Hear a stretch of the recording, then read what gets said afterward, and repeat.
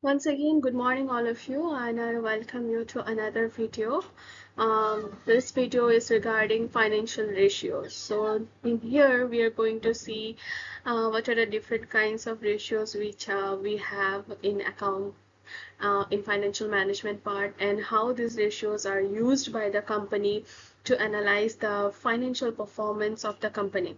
That is, with the help of financial ratios, one can identify whether this company is in a good position or in bad position, or what is the profitability of the company. So everything is what to say, interpretable with the help of financial ratios. So my name is Priyanka Mahanta, Assistant Professor of Business Administration Department, USTM. So let's begin our today's video. So let's understand what is ratio analysis. So here it's written that ratio analysis is referred to as the study or analysis of the line items present in the financial statement of the company. So it can be used to check various factors of a business, such as profitability, liquidity, solvency, and efficiency of the company or the business. So that means we can say that, in short, ratio analysis is a kind of building relationship between two items. Okay, that means, for example, if you want to see the liquidity position of the company, now liquidity position of the company means that whether the company have enough of assets to repay its liability or not. Now, liquidity here means, for example, under liquidity we have different ratios. Okay, so first ratio is current ratio. So the formula for current ratio is current assets by current liability.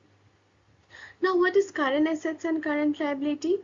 Current assets are those assets which can be converted into money within 1 year. Okay, that means more liquidable assets, like for example cash in hand, cash at bank, marketable securities. Okay, so these kind of assets are known as current assets, which can be converted into liquid form within a short period of time.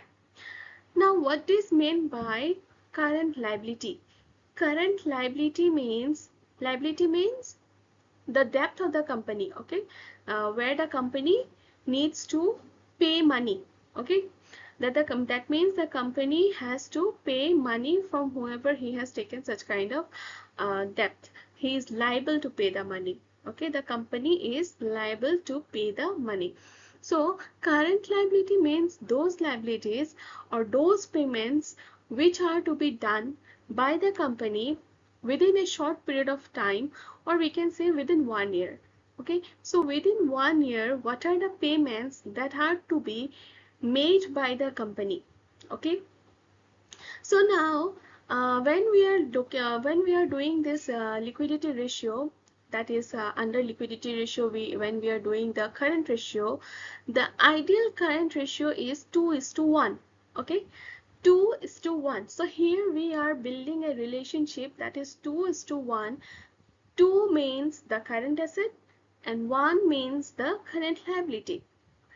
Here, the 2:1 states the ideal ratio. That means a perfect ratio for the company. Now, what does it mean? It means that, suppose if you have 1 lakh rupees as liability, that means 1 lakh rupees, suppose you need to pay to the supplier. Okay, then you should have at least 2 lakh rupees with the company, so that they can repay that 1 lakh rupees in this particular year easily. Okay, so they should maintain a proper balance between the asset and the liability. Okay, they should know how much liability they have, and they should maintain equal balance with the asset part.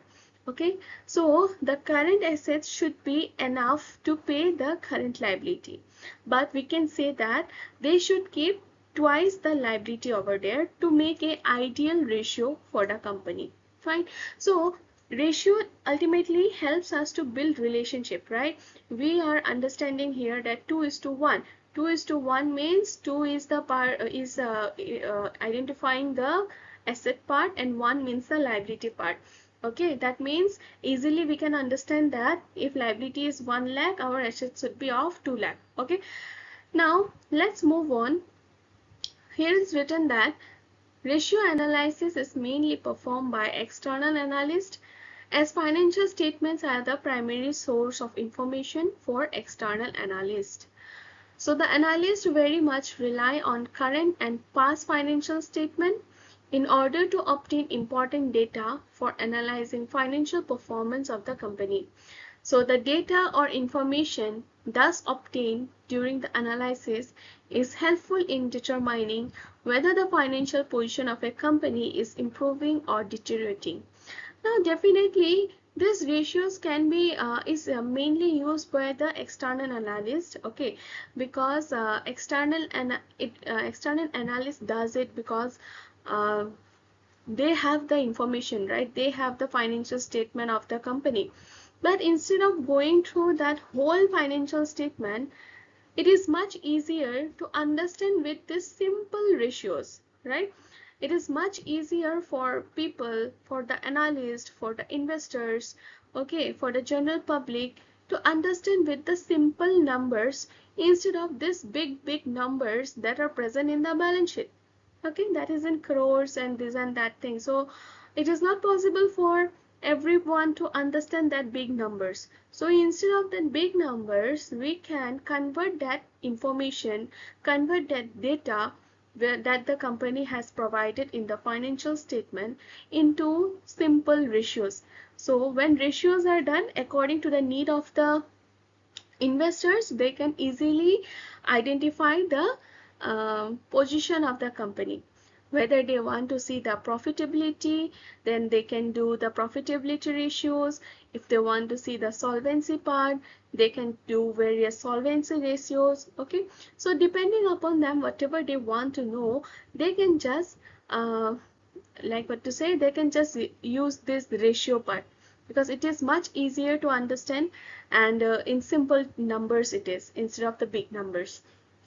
Now let's move on to the next one, objectives of ratio analysis. So let's see what are the main objectives of ratio analysis. Intercompany comparison is a technique of comparing the information of other similar concern for assessing company's own performance. See, intercompany comparison is usually done, okay? Why it's done? So that they can identify whether these two similar companies are performing, uh, which one is performing better, which company is better. Like for example, Axis Bank and ICICI Bank. So both are similar, right? Both are similar in the sense that both are in the banking industry. Now, if I want to see the financial performance of Axis Bank, and I also want to see the financial performance of ICICI Bank. Now, to what to say, to compare between the both, I have to calculate all the ratios. So once I calculate the ratios of Axis Bank, and then once I calculate the ratio of ICICI Bank, I can just compare it. While comparing, we will come to know that which bank is in better position, or in whatever sense it can be, in profitability or in sense of solvency or in case of liquidity. Okay, so whichever way we want, we can easily compare between the two different companies. So reasons for any difference in efficiency can be ascertained with the help of such comparison. Okay, now for example, if there is any difference between the Axis Bank and ICICI Bank, so we can easily identify in which basis they are different. Okay, maybe on the basis of liquidity, or maybe on the basis of profitability. That means suppose ICICI Bank is earning more profit in comparison to Axis Bank. Okay, it can be, right? So with the help of ratios, it becomes much easier for us to analyze it. Okay, to know which one is better between two companies. Fine. because going through the financial statement of two companies is not an easy task. But if we have simple numbers in ratios, then it becomes much easier for us to identify and to analyze and interpret it. Fine. So ratio analysis has been widely used as a tool for analyzing the performance of the company over the years. So trend of the ratio indicates whether the company is moving in the right direction or not. Okay, like I said, for example, for liquidity ratio, the first ratio is current ratio. Okay, and for current ratio, the ideal ratio, okay, the perfect ratio for any company to maintain is 2:1, right?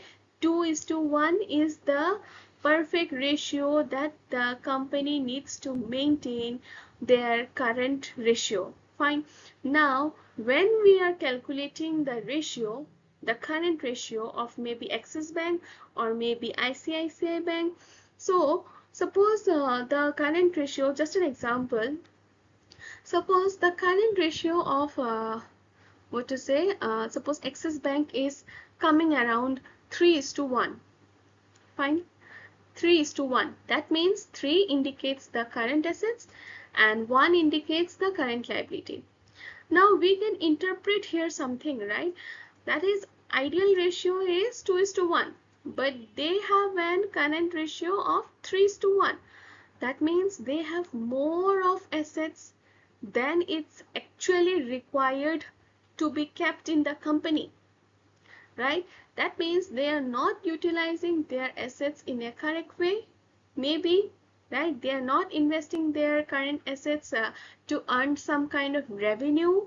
Okay, so here that 3:1 means that they have excess of assets than the ideal ratio should be, and that's why we can interpret that they are not utilizing their current assets in a proper manner. Okay, so whether they are going in a right direction or not, with the help of the ratio we can easily identify. Okay, so there are certain ratios for which no standard is available to compare the performance. Now there are definitely some where there is no standard, like this 2:1 type of thing. Like for example, gross profit ratio, operating ratio, etc. These ratios can be studied and interpreted only when they are compared with last year ratio. Such a comparison is known as inter-period comparison of the same company. Now, gross profit ratio, that means how much of profit they have actually earned. Now, I hope you know the difference between gross profit and net profit. Now, see, gross profit means uh, when you are earning, that means the revenue of the company. Okay, revenue means the earnings. From the earnings, when you are deducting all the kinds of direct expenses. Okay, what is actually the direct income of the company? Any company, we can say it's sales. Okay, sales is the one thing from which any company earns revenue. Now, from the revenue, from the direct revenue, when I'm deducting all my direct expenses like, for example, raw material purchased, the carriage charges, okay, these are directly related to the product, right?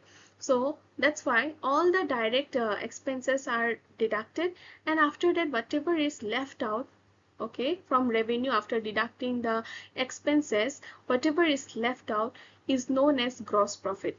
Okay, now from that gross profit, definitely there are many indirect expenses as well that we have to consider, right? For example, some advertisement charges, or maybe some postage charges, maybe the electricity charges, maybe the telephone charges.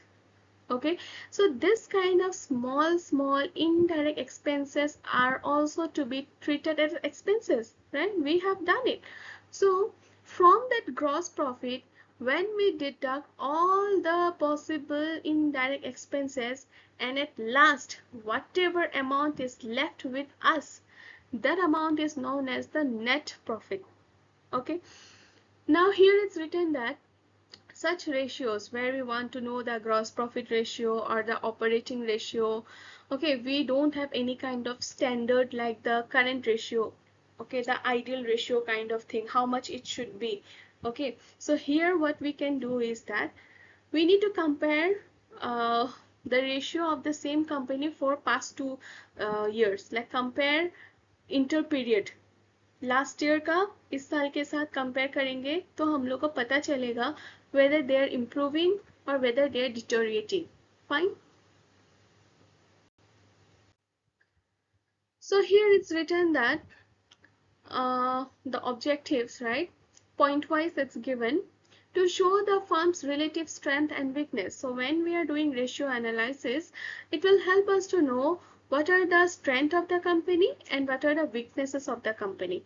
Like for example, if I say that the Axis Bank current ratio is 3:1, that means it's a kind of weakness, right? Weakness in the sense they are not utilizing their assets in a proper way, and that's why the asset is more than the much more than the ideal ratio, and that's why we can say that they are not utilizing it in a better way. Okay, and so with the help of ratios we can easily identify what are the strength of the company as well as what are the weakness of the company. Next one is to help to analyze the past performance of the fund and to make future projection. So with the help of past data, definitely like past data or past interpretation, we can easily identify our future projection, or we can make our future, we can decide how to work in the future. For example, last year I had this much of liability, but due to this reasons I had this much of liability. But what are the steps that I can take to reduce my liability and move towards the uh, future? Okay, so once I know what I'm doing wrong, then only I can make the corrections, right? Same here as well. Next one, to allow interested parties like shareholders, investors, creditors, and the government to analyze and make evaluation of certain aspects of firm's performance. Okay. Next one, to concentrate on interrelationship among the figures appearing in the financial statement. That's what I said is the main function of ratios. They help us to establish relationship between the figures. Okay, like if we can say how much should be the current assets and how much should be the current liability, we are making a comparison, the interrelationship, okay, between the asset and the liability, how much the assets should be to repay the liability. So here we are maintaining some kind of interrelationships to understand between the figures. Okay, next one is to provide an easy way to compare present performance with the past.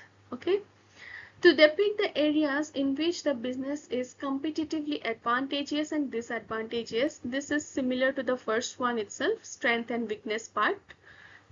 To determine the financial condition and performance of the company. So we, with the help of ratios, we can identify whether the company is a good position or in a bad position. Okay, if they are not able to repay their liabilities, if they don't have enough assets, that means they are in a bad condition. They are not able to repay their liabilities. So when they are not able to repay their liabilities, their financial condition will go down. Okay. Next one is to help to make suitable corrective measures when the financial condition and financial performance are unfavorable to the firm. Now let's see some advantages of ratio analysis. Already we have discussed some, but still let's go through it once. Simplifies financial statement.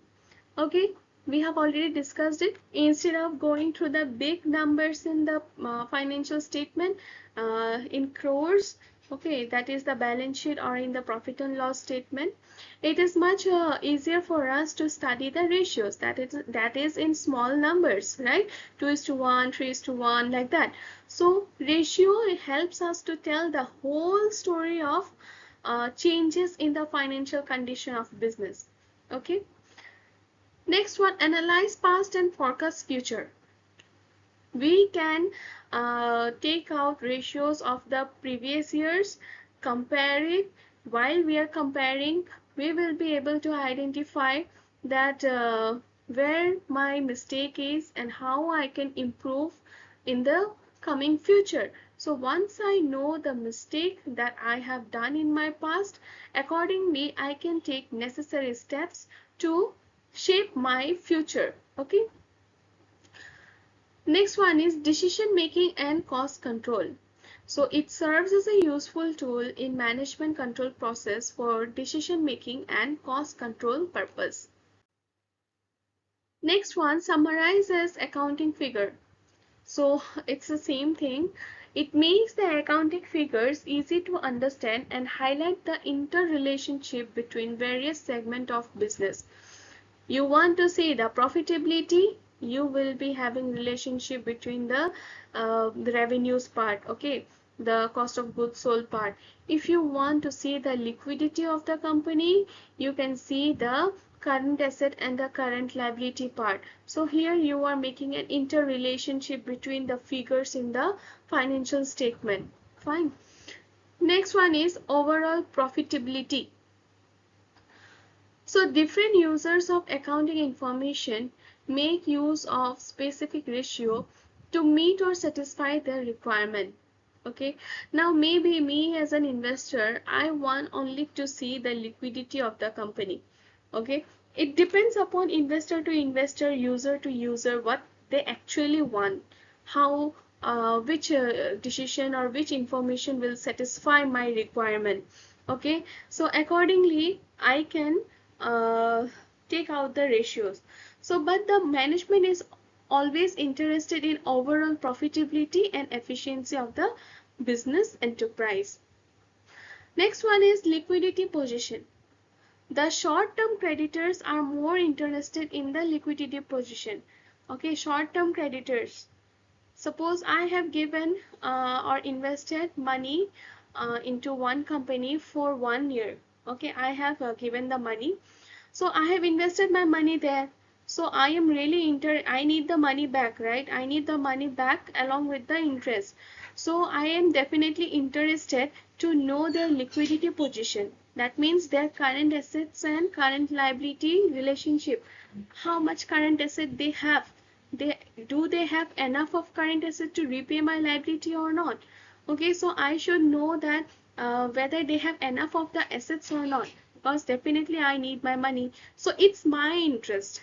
So different investors or different persons may have different kind of interest. Okay, so the ability of the firm to repay short-term obligations can be found by computing liquidity ratios. Next one, long-term solvency. So it is required by long-term creditors. Okay, long-term creditors may be the bank who has given loan for around 5 years, 10 years. Okay, the security analyst and the present and potential shareholders of the company. You are the shareholders. Okay, so definitely you have to see the long-term solvency of the company. So the help of capital structure ratios skipped the above in assessing the financial status of the organization. Now, definitely everything has its one positive side and there are some negative side as well. So there are many positive sides, there are many positive objectives, there are many what to say, advantages, but there are also some limitations of ratio analysis. Okay, so let us see one by one what are the limitations of ratio analysis. See, the ratio analysis is not a foolproof method in financial statement analysis. It suffers from a number of limitations. So first one is ratio ignores qualitative factors. Okay, so it's not only the ratios, but we can also say the accounting part, the finance part ignores the qualitative factors. Okay, they consider only the monetary factors. They do not consider any kind of non-monetary factors. For example, ratios are obtained from figures expressed in monetary terms. In this way, qualitative factors which may be important are ignored. Definitely, even in accounts, when we are doing accounts, okay, we ignore the qualitative part because this qualitative part cannot be measured, right? How I'm going to measure the loyalty of a employee? how I'm going to measure the honesty of an employee? Definitely it matters. Okay, it matters to the company, but it is not possible for us to measure the honesty, to measure the liability. Okay, that's why we are not recording such things. We are not recording the honesty of employee, we are not recording the loyalty of employee. Okay, we only record those things which can be measured in terms of money. Fine. So ratio ignores this factor. They cannot quantify the qualitative thing. Next one is trends are not the actual ratio. It's the different ratios calculated from the financial statement of a business enterprise for one single year are of limited value. It would be more useful to calculate the important figure in the case of income, dividend, working capital, etc. for number of years. Such trends are more useful than absolute ratio. So here we are talking about that instead of other ratios, if we could have important ratios like some kind of working capital or the dividend or ratios on income, it would be much useful to us. Okay. Then defective accounting information. The ratios are calculated for accounted data in the financial statement. It means if the information is defective, then the calculation of ratios would be wrong. Thus, the deliberate omission would affect the ratios too. Yeah, definitely. How we are going to calculate the ratios? We are going to take the information from the financial statement of the company. So if there is any mistake in the financial information, then definitely we are not going to get the correct ratios out there. Okay, so and otherwise it can be otherwise. Suppose the data is correct, but while I am calculating the ratios, I did mistake in my part, that I forgot to take one item over there. So then also the ratio will be different. So if we do some kind of omission over there or some mistakes over there, then the ratio will not be the correct one. Next, in change in accounting procedure. That is, a comparison of result of two firms becomes difficult when we find the firms are using different procedure related to certain item, such as inventory valuation, sorry, inventory valuation and treatment of intangible asset. So when we are doing comparison between two firms, like we talked about Axis Bank and ICICI Bank, now if they both the banks are following two different kinds of accounting procedure or accounting standard, that means we cannot compare between them. Okay, if they are following the same, then it's a different thing. But if they are following two different kinds of accounting procedure, then comparing between the two is useless. Okay, so variation in general operating condition.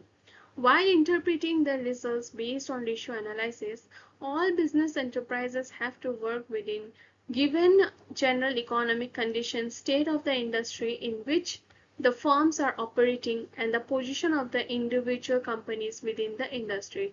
For example, if the firm is forced by the government to sell their product at a fixed price, its comparison with other firms will become impossible.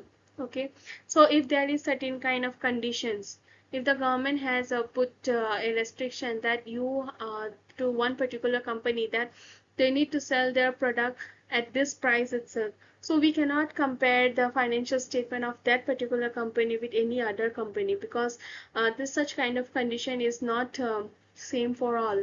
Okay, next one, single ratio is not enough. So it is very necessary to take into account the combined effect of various ratios so that the results are correctly interpreted regarding the financial condition and the profit-making position or performance of the business. So each ratio plays an integral part, or we can say interpreting the financial statement. It's not that I will just calculate one ratio. Okay, there are different ratios. It can be the profitability ratio, it can be the solvency ratio, it can be the liquidity ratio. So all the ratios have their own part to play. Okay, all these ratios are very important, and with one ratio we cannot take any decisions. We have to calculate all the ratios so that we can get a proper understanding of the company, a proper understanding of the financial statement of the company. I hope this much is clear to all. So we will continue this video in another video. So for today's video, we are going to stop over here. So thank you so much for this video. We will meet again in the next video. Thank you.